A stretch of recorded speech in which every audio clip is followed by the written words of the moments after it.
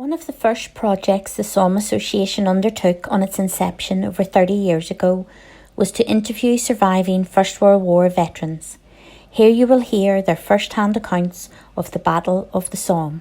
George McBride, 15th Battalion, Royal Irish Rifles, North Belfast Volunteers. The whistle blew and over the top we went.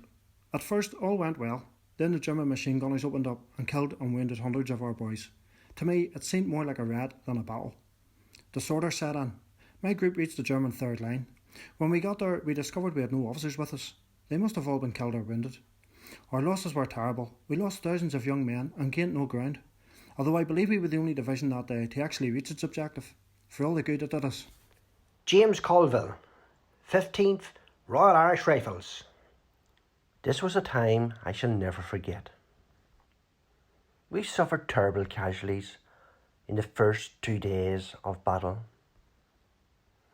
On the 1st of July, I was manning a machine gun, giving covering fire to our infantry, many of whom didn't get past the German wire, as the wire hadn't been cut.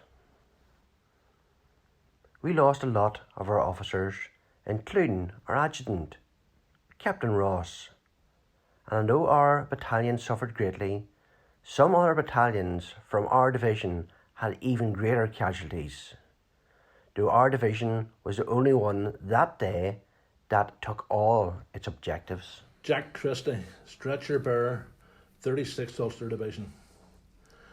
I had some happy times in Thiepval Wood for a couple of months preparing for the 1st of July. Although they were throwing shells over and we had to work, on the whole, life was pleasant. Although you still had moments of what was going to happen next, that did not deter from the time you had with your mates in the dugouts at night. I met German prisoners and I used to feel an overwhelming thing. It almost took my breath away when I saw them in a cage, and I remembered passing a cigarette to one. They looked so unkempt and frightened looking. I felt awful for them. I could have wept for them.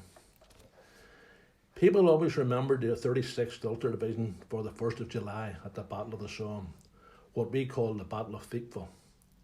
Everything went wrong that day. The original plan was this was to be an advance and a breakthrough. The plan was that the area was going to be saturated with intense bombardment in front of the trenches with guns of all sorts of calibre. There were guns everywhere and ammunition piled up everywhere with camouflage laid over them.